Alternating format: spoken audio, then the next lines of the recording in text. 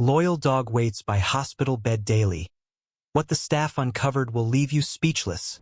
St. Mary's General Hospital in suburban Minneapolis had its share of unusual visitors, but none quite like the large golden retriever that began appearing every morning at precisely 7:15 a.m. Sarah Chun, the head nurse of the geriatric ward, first noticed him on a chilly October morning, sitting perfectly still by the automatic doors of the east entrance. "He's back again," Lisa, the young receptionist, remarked as Sarah arrived for her shift. "Third day in a row. Same time, same spot." The dog was immaculately clean, well-groomed, with a worn but good quality blue collar, clearly someone's beloved pet. Yet there he sat, alone, with an air of patience that seemed almost human. Sarah, having worked at St. Mary's for 20 years, had developed a sixth sense about unusual situations. "Has anyone checked his collar?" "That's the thing," Lisa lowered her voice. "He won't let anyone near him, not aggressive or anything, just gets up and moves away if anyone approaches. But the weird part? Every day at exactly 8:30 he gets up, walks to the elevator, and somehow makes his way to the third floor." Sarah frowned. The third floor was her ward, long-term care and rehabilitation. "And security allows this?" Lisa shrugged. "Jim from security says as long as he's not causing trouble, and since he's clean and obviously well cared for, they've been letting him be. He just sits in the third-floor corridor for hours, then leaves at sunset." Something about this touched Sarah's heart. After losing her own dog last year, she had a soft spot for these loyal creatures. "Which corridor?" "East wing, near room 312. Room 312. Sarah's mind quickly cataloged her patients in that area. The room had been occupied by a new patient just last week, Harold Murphy, 72. Transferred from another hospital after a severe stroke. He was still uncommunicative, one of those cases where family visits had become increasingly rare as weeks stretched into months. Throughout her morning rounds, Sarah kept an eye out for their mysterious visitor. Sure enough, at 8:30, she spotted the golden retriever emerging from the elevator. He padded quietly down the hallway, his nails clicking softly on the linoleum floor, before settling into his spot outside room 312. What struck her most was his demeanor. There was nothing restless or anxious about his behavior. He sat with dignity, his gentle brown eyes focused on the door, occasionally turning his head to watch the medical staff pass by. "Beautiful dog, isn't he?" Margaret, one of the elderly patients who often walked the halls for exercise, stopped beside Sarah. "Reminds me of those stories you hear about loyal dogs waiting for their owners." Sarah watched as a young doctor stepped around the dog, who didn't even flinch. "The patient in that room, Mr. Murphy. He's been here less than 2 weeks. Transferred from Metro General on the other side of the city." "Maybe the dog followed the ambulance," Margaret suggested, but Sarah shook her head. "He only started showing up 3 days ago." She pulled out Mr. Murphy's chart, scanning it more carefully. Something wasn't adding up. The transfer paperwork was complete, but there was surprisingly little background information.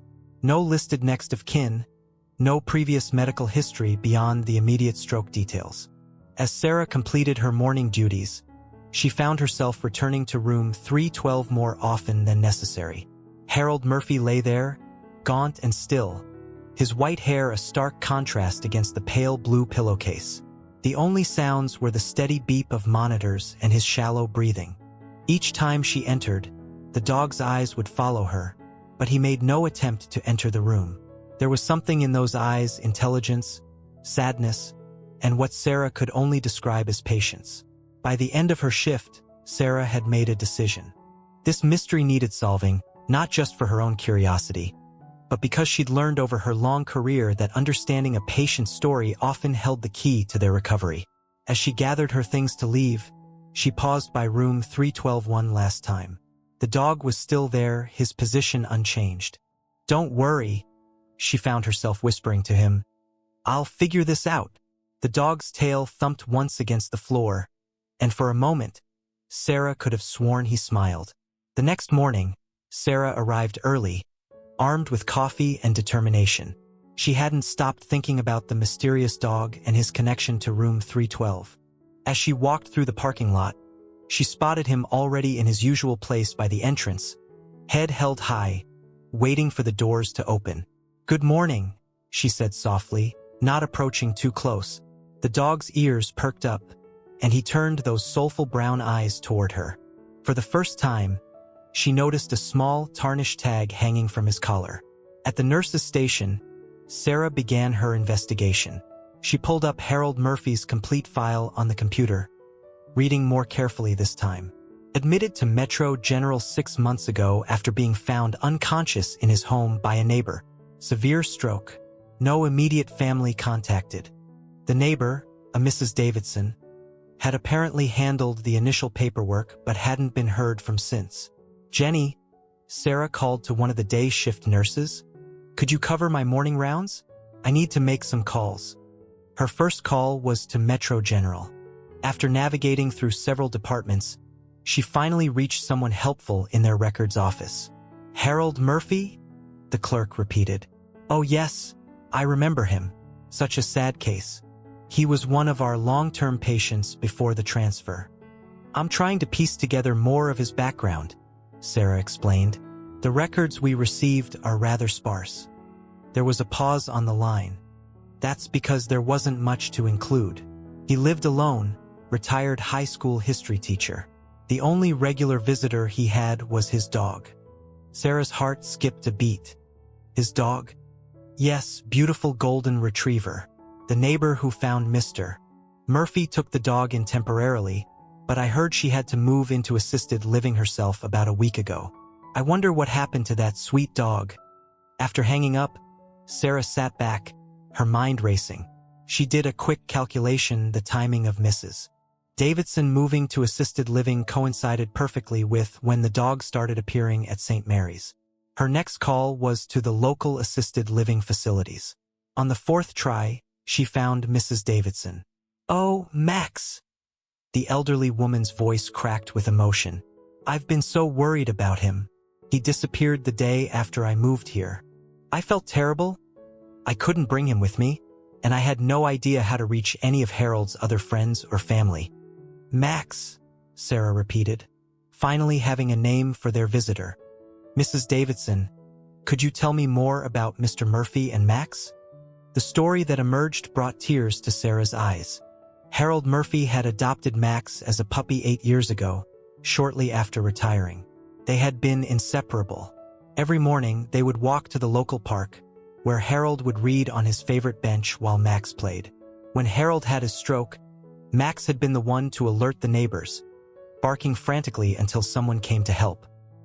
"He visited Harold every day at Metro General," Mrs. Davidson explained. "The staff there knew him, let him in. He'd sit by Harold's bed for hours. I tried to keep him with me after Harold was transferred, but..." She paused, her voice thick with emotion. "Somehow he must have found him again." After ending the call, Sarah walked to room 312. Max was in his usual spot, maintaining his faithful vigil. This time, when she approached, he didn't move away. "Max," she said gently. His tail thumped against the floor, and he lifted his head to meet her gaze. Sarah knelt beside him, slowly extending her hand. For the first time, Max allowed her to touch him, pressing his head against her palm. "You found him," she whispered, scratching behind his ears. "You clever, loyal boy. You found your way back to him." Looking into room 312, Sarah watched Harold's still form. She'd seen countless cases where patients seemed unreachable, locked away in their own minds. But she'd also seen miracles, moments where the right connection, the right presence, made all the difference. Making a decision, she stood up and opened the door to room 312 wider. "Would you like to go in, Max? Properly this time?" Max's entry into room 312 changed everything. He approached Harold's bed with gentle steps, his tail wagging softly. Sarah watched as the dog carefully rested his chin on the edge of the mattress, eyes fixed on Harold's face. "Give me a moment," Sarah said, stepping into the hallway. She needed to make this official. Within 15 minutes, she had spoken with Dr. Rodriguez, the head of the ward, explaining the situation and showing him Mrs. Davidson's contact information as proof of Max's identity. Pet therapy has shown remarkable results, Dr. Rodriguez mused, watching through the window as Max maintained his quiet vigil. And you say he's been coming here on his own? Every day, like clockwork, Sarah confirmed. He's clean, well-behaved, and clearly devoted to Mr. Murphy. After consulting with the hospital administration and having Max checked by a veterinarian, a precedent-setting decision was made. Max would be allowed to stay with Harold during visiting hours, with staff members taking turns caring for his basic needs. The change in the ward was immediate. Other patients brightened when Max passed their rooms. Staff members began bringing him treats and keeping a water bowl filled near Harold's bed. But most importantly, there were subtle changes in Harold himself. 3 days after Max was allowed into the room, Sarah noticed Harold's hand twitch when Max nuzzled it. A week later, during her morning vitals check, she heard something that made her freeze, a whispered word. Max. Harold's eyes were still closed, but his fingers were moving slightly against Max's fur. Sarah quickly paged Dr. Rodriguez. This is the first vocalization we've seen, the doctor said, reviewing Harold's charts. His brain activity has also shown increased responsiveness during the past week. The breakthrough came on a quiet Sunday afternoon. Sarah was changing Harold's for when she heard a different sound, a sharp intake of breath. She turned to find Harold's eyes open, focusing slowly on Max, who had immediately stood up, tail wagging furiously. Max. Harold's voice was barely audible, rough from months of disuse. How? Try not to speak too much, Mr. Murphy, Sarah said gently, pressing the call button for additional staff. You're at St. Mary's Hospital. Max has been visiting you every day. Tears rolled down Harold's cheeks as Max carefully licked his hand. The dog's whole body was trembling with joy, but he remained gentle, seeming to understand his owner's fragile state. Over the next few hours, as doctors examined Harold and ran tests, Max refused to leave his side. The dog's presence seemed to help Harold stay calm and oriented during the confusing process of coming back to full consciousness. It's remarkable, Dr. Rodriguez told Sarah later. The brain scans show significantly increased activity in areas we worried might have been permanently damaged.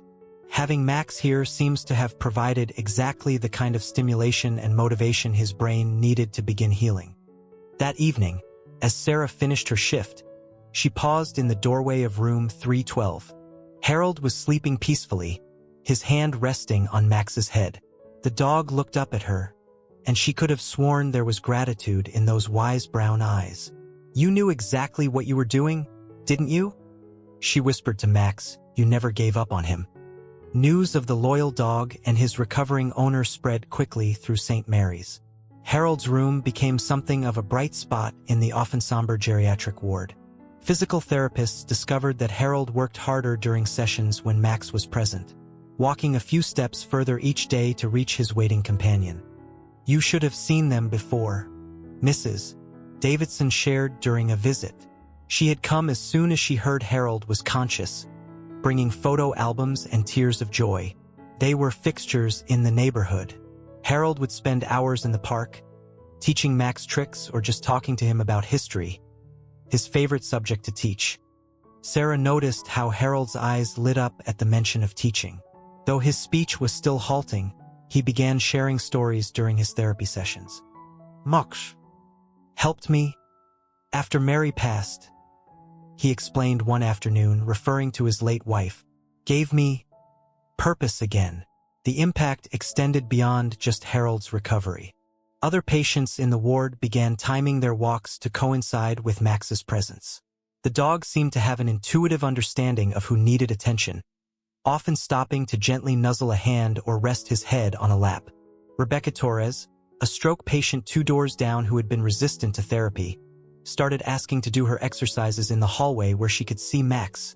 If Mr. Murphy can walk to his dog, she declared. I can walk to see my grandchildren.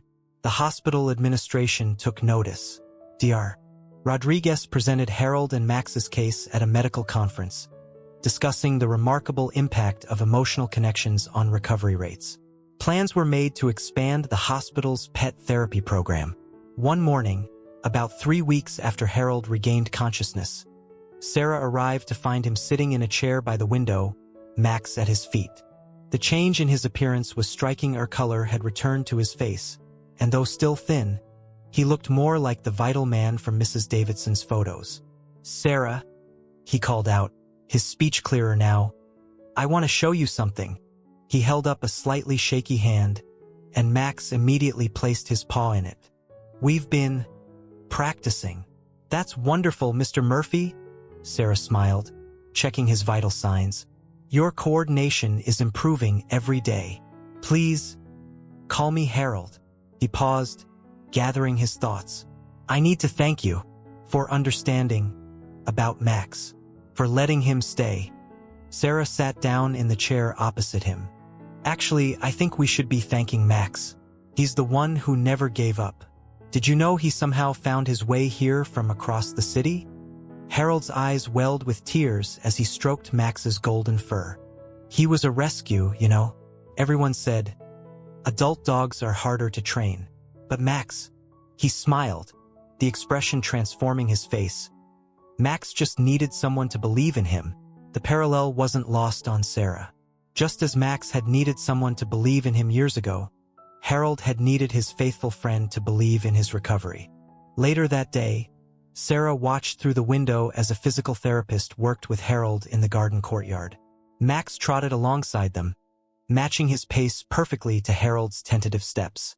Other patients and staff members stopped to watch and offer encouragement. "It's not just about the dog anymore, is it?" Jenny, one of the younger nurses, observed. Sarah shook her head. "It never was. It's about loyalty, hope, and the healing power of love."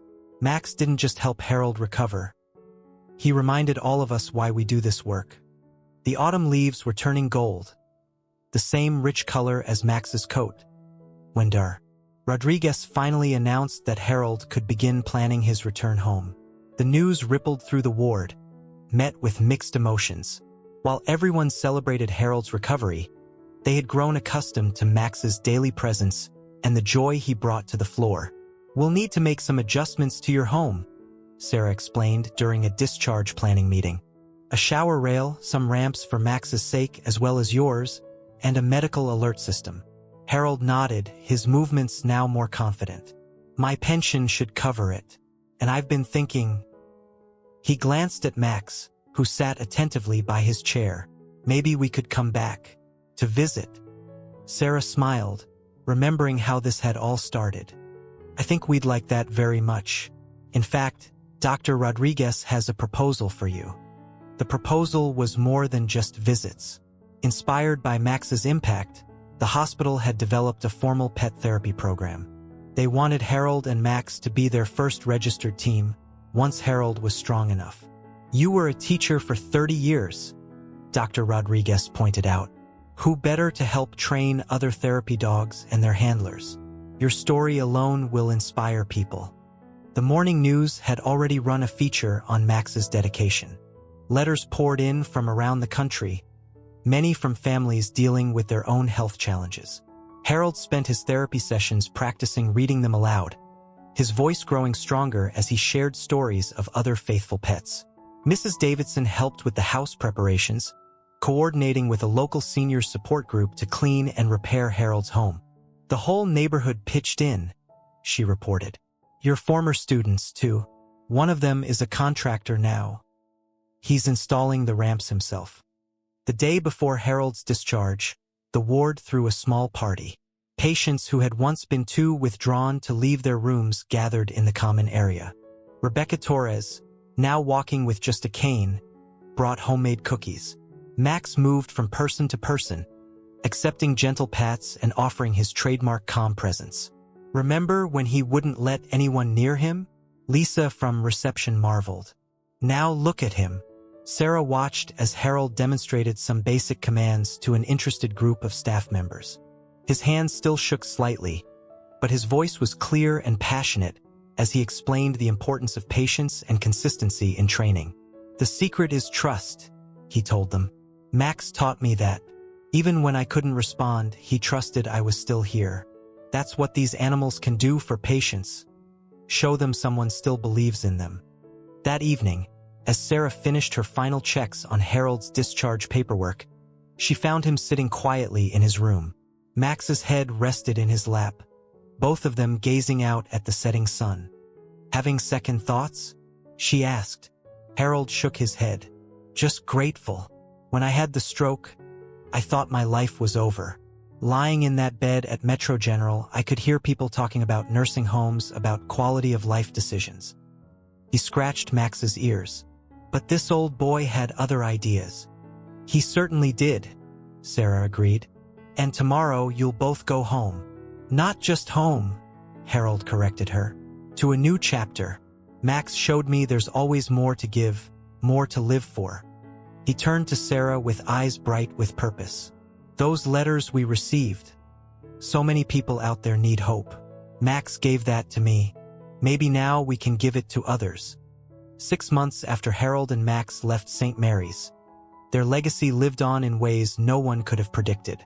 Every Wednesday afternoon, they returned to the hospital for the pet therapy program, now expanded to include 6 other dog handler teams, all personally trained by Harold. The transformation in Harold was remarkable. Though he still walked with a slight limp, his posture was straight, his eyes bright with purpose. Max, sporting a new therapy dog vest, maintained his dignified demeanor while working, but Sarah never missed his tail's slight wag whenever they passed room 312. That's where it all started, Harold would tell new patients, resting a hand on Max's head. Right there. This fellow showed me that giving up wasn't an option. The ward itself had changed. Colorful paw prints now decorated the hallway floors, marking approved areas for therapy dogs. Photos of Max and other therapy dogs with patients lined the walls, each telling its own story of healing and hope. One crisp spring morning, Sarah arrived for her shift to find Harold and Max already there, but not in their usual Wednesday spot. They stood by the east entrance, the same place where Max had first appeared those many months ago. Special occasion? Sarah asked, noting Harold's pressed khakis and Max's freshly groomed coat. Harold smiled. We're welcoming someone new today. Remember those letters we received? One was from a family in Arizona. Their father had a stroke last month, and their old Labrador hasn't eaten properly since they've been separated. They read about Max. His voice trailed off as an ambulance pulled up. Sarah watched as paramedics carefully transferred an elderly man while a gray-muzzled black Labrador, held on a leash by a worried-looking woman, strained to stay close to the gurney. That's Sophie and her dad, Harold explained softly. The hospital administration agreed to transfer him here, given our pet therapy program's success. They drove 3 days to reach us. Sarah observed as Harold approached the family, Max walking perfectly in step beside him. The way he spoke to them, gentle, understanding, yet full of quiet confidence, reminded her of the teacher he had once been. The Labrador, Sophie, initially nervous in the new surroundings, visibly relaxed as Max approached her with his characteristic calm dignity. They'll be staying in 314, Harold told Sarah later, right next door to where we were. Sophie's already been approved for the therapy program. She had her evaluations in Arizona. Just needs a little guidance on hospital protocols. Sarah watched as Max demonstrated for Sophie how to navigate the hallways calmly, how to sit quietly during medical procedures, when to offer comfort and when to step back. It was like watching a senior professor mentoring a new colleague. That afternoon, Sarah passed room 314 and paused.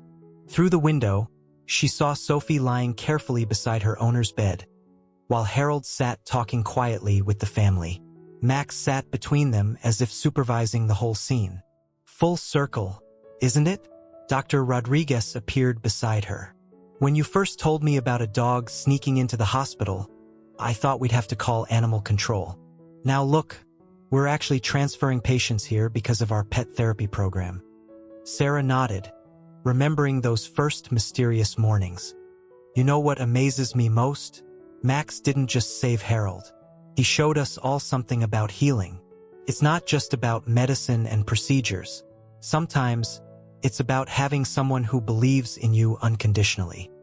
Later, as Harold and Max prepared to leave for the day, Sarah caught them taking a slight detour past room 312.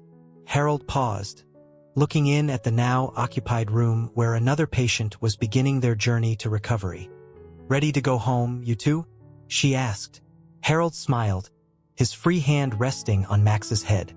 "You know, Sarah, I used to think home was just a place, but Max taught me it's more than that. Home is where you find your purpose, where you can make a difference." He looked down at his faithful companion. "Isn't that right, boy?" Max's tail wagged once, decisively, as if in agreement. Together, they walked toward the exit, their shadows long in the setting sun. But Sarah knew they'd be back tomorrow, ready to help write more stories of hope, healing, and unconditional love.